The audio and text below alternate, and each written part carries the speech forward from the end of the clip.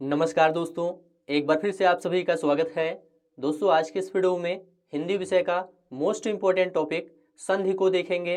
देखिए दोस्तों, संधि से संबंधित सभी परीक्षाओं में प्रश्न पूछा जाता है। जिसमें भी हिंदी पूछा जाता है उसमें संधि से संबंधित प्रश्न जरूर पूछा जाता है। इसलिए आज के इस वीडियो में संधि की बहुत ही आसान सी ट्रिक देखेंगे, जिसकी मदद से आप केवल 1 सेकंड में संधि के सभी प्रश्नों को आसानी से सॉल्व कर सकते हैं। तो बहुत ही आसान सी ट्रिक देखेंगे संधि को पहचानने की। आप सभी लोग इस वीडियो को पूरा ध्यान से और लास्ट तक देखिए। और यह वीडियो सभी परीक्षाओं के लिए मोस्ट इम्पोर्टेंट है। जिसमें भी हिंदी पूछा जाता है उन सभी परीक्षाओं के लिए यह टॉपिक मोस्ट इम्पोर्टेंट है और यह वीडियो भी मोस्ट इम्पोर्टेंट है। तो चलिए शुरू करते हैं। आप सभी लोग इस वीडियो को पूरा ध्यान से और लास्ट तक देखिए। सबसे पहले संधि की परिभाषा देखेंगे। देखिए दोस्तों, संधि किसे कहते हैं? दो निकटवर्ती वर्णों के परस्पर मेल से जो विकार या परिवर्तन होता है उसे संधि कहते हैं। दो निकटवर्ती वर्णों के परस्पर मेल से जो विकार या परिवर्तन होता है उसे संधि कहते हैं। परीक्षाओं में संधि की परिभाषा से भी प्रश्न पूछा गया है। देखिए दोस्तों, संधि के कुल 3 भेद होते हैं। पूछा जाता है संधि के कितने भेद होते हैं? तो 3 भेद होते हैं। कौन कौन? स्वर संधि, व्यंजन संधि और विसर्ग संधि। और याद रखिएगा दोस्तों, जो स्वर संधि है इसके 5 भेद होते हैं। स्वर संधि के कुल 5 भेद होते हैं। कौन कौन? दीर्घ संधि, गुण संधि, वृद्ध संधि, यण संधि, अयादि संधि। अब आगे दोस्तों एक एक करके इन सभी संधि को ट्रिक से पहचानना सीखेंगे। तो चलिए शुरू करते हैं। सबसे पहले दीर्घ संधि देखते हैं। देखिए दोस्तों, जिस शब्द के बीच में बड़ी मात्रा लगी हो, याद रखिएगा, जिस शब्द के बीच में बड़ी मात्रा लगी हो उसमें दीर्घ संधि होती है। ये बहुत ही आसान ट्रिक है, इसको याद रखिएगा। उदाहरण के लिए विद्यार्थी लिखा गया है, इसमें देखिए विद्यार्थी में बीच में बड़ी मात्रा लगी हुई है। इसी प्रकार से विद्यालय में भी बीच में बड़ी मात्रा लगी है। और रविंद्र में भी आप देखेंगे बीच में बड़ी मात्रा लगी है।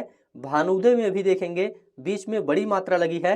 गिरीश में भी बीच में बड़ी मात्रा लगी है। महात्मा में भी बड़ी मात्रा लगी है। देवालय में भी बीच में बड़ी मात्रा लगी है। गीतांजलि में भी बड़ी मात्रा लगी है बीच में। इसलिए ये सभी दोस्तों दीर्घ संधि के उदाहरण हैं।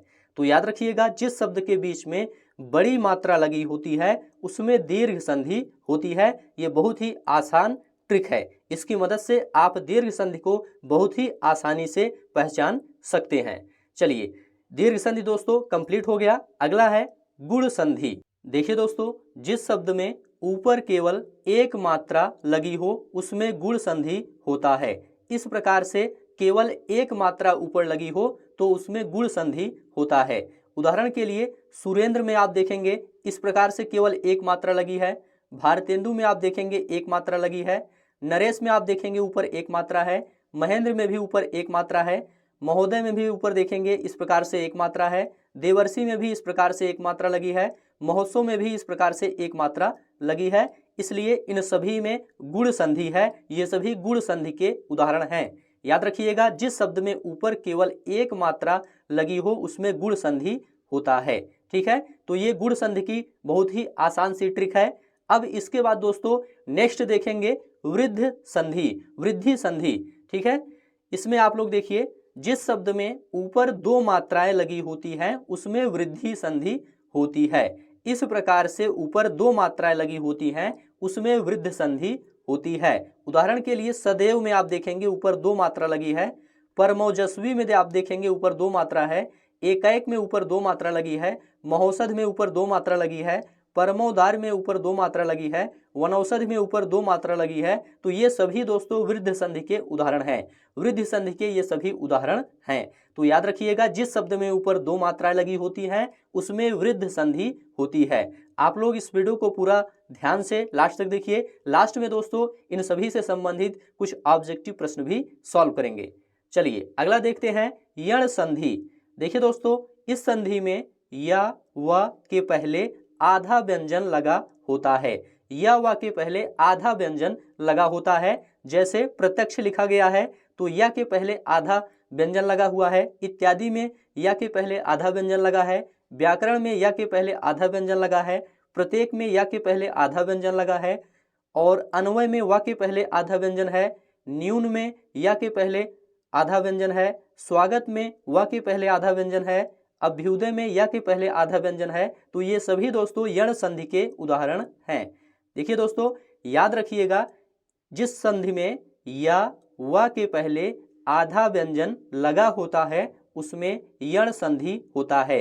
याद रखिएगा, या और वा के पहले, ठीक है। तो यहाँ पर आपका यण संधि कंप्लीट हो गया। अब इसके बाद दोस्तों अयादि संधि देखेंगे।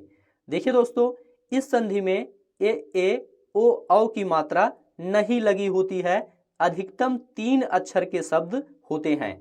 इस संधि में ए ओ औ की मात्रा नहीं लगी होती है, अधिकतम 3 अक्षर के शब्द होते हैं। जैसे कि नयन लिखा गया है, इसमें ना तो ए की मात्रा है, ना तो ओ की मात्रा है, और ना ही औ की मात्रा है, इसलिए इसमें अयादि संधि है और ये अधिकतम 3 अक्षर का शब्द भी है। इसी प्रकार से नायक अयादि संधि है, गायक भी अयादि संधि है, पवन, पावक, नायिका, गायिका, भवन, हवन, ये अधिकतम 3 अक्षर के शब्द हैं और इसमें ए और ओ की मात्रा नहीं लगी है, इसलिए ये अयादि संधि हो जाएगा। तो ये अयादि संधि की आसान सी ट्रिक है।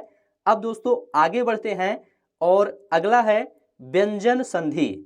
देखिए दोस्तों, जब व्यंजन के साथ व्यंजन या स्वर का मेल होता है तो उससे होने वाले विकार या परिवर्तन को ही व्यंजन संधि कहते हैं।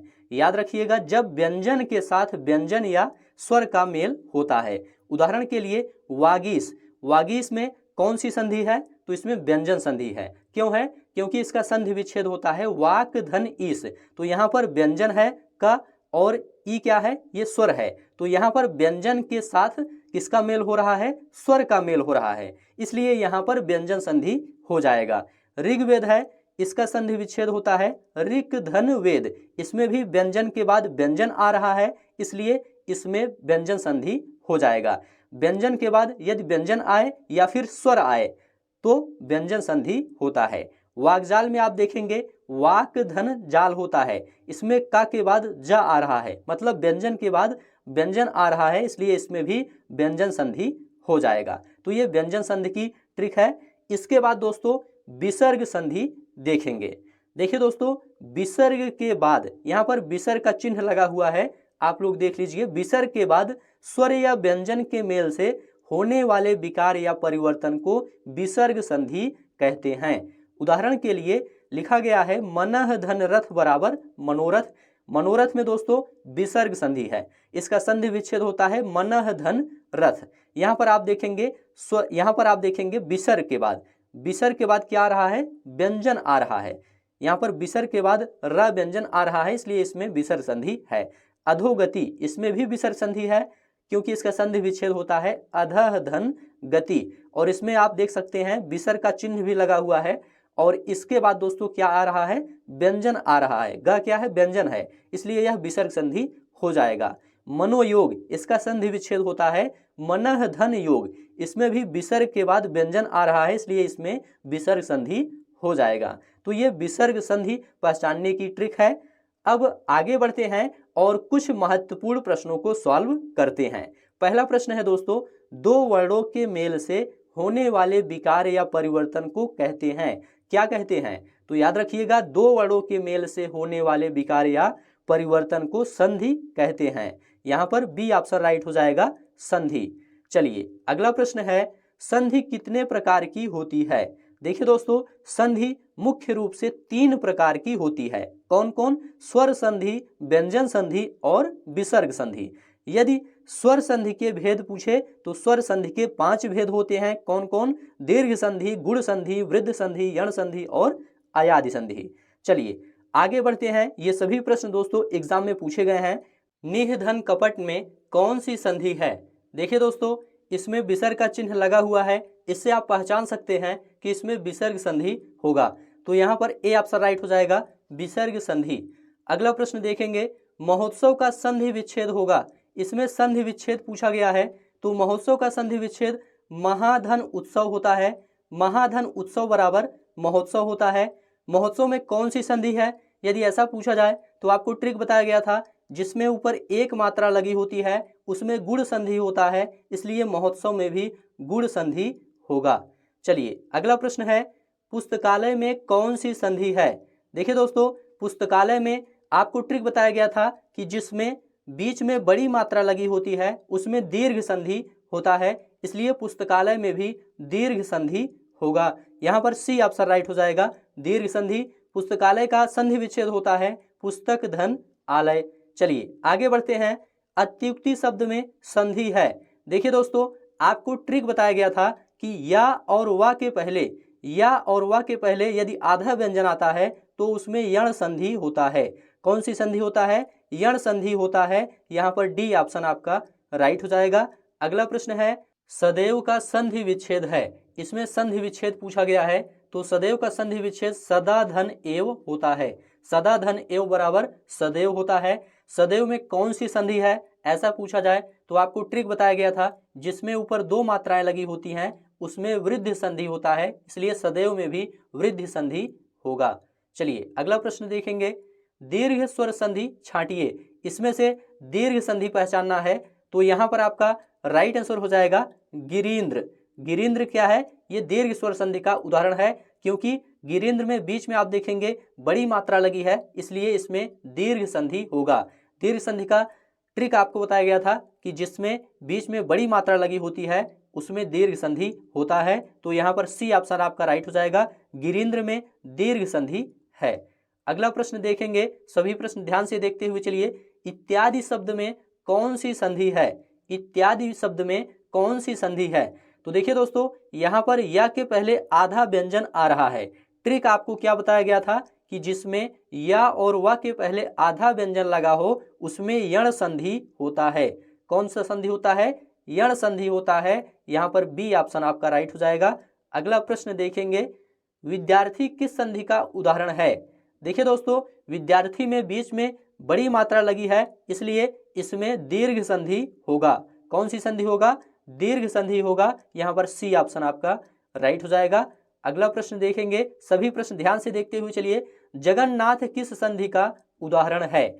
जगन्नाथ किस संधि का उदाहरण है? तो इसका जवाब है दोस्तों, ये व्यंजन संधि का उदाहरण है, क्योंकि दोस्तों जगन्नाथ का संधि विच्छेद करेंगे तो इसका संधि विच्छेद होता है जगत धन नाथ। इसमें व्यंजन के बाद व्यंजन आया है, इसलिए इसमें व्यंजन संधि होगा। ठीक है, जहां पर व्यंजन के साथ व्यंजन या स्वर का मेल होता है वहां पर व्यंजन संधि होता है, इसे आप लोग याद रखिएगा।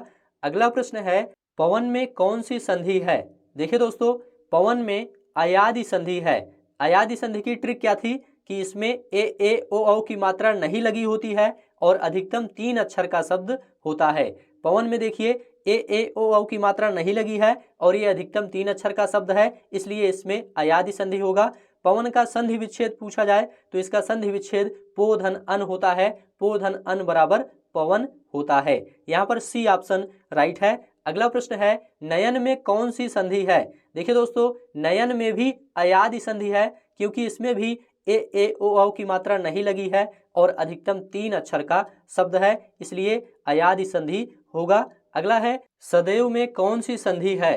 देखिए दोस्तों, ट्रिक बताया गया था कि जिसमें ऊपर 2 मात्राएं लगी होती हैं उसमें वृद्धि संधि होता है, इसलिए सदैव में भी वृद्धि संधि होगा। यहाँ पर डी ऑप्शन राइट है। चलिए आगे बढ़ते हैं, सभी प्रश्न ध्यान से देखते हुए चलिए। महेश में कौन सी संधि है?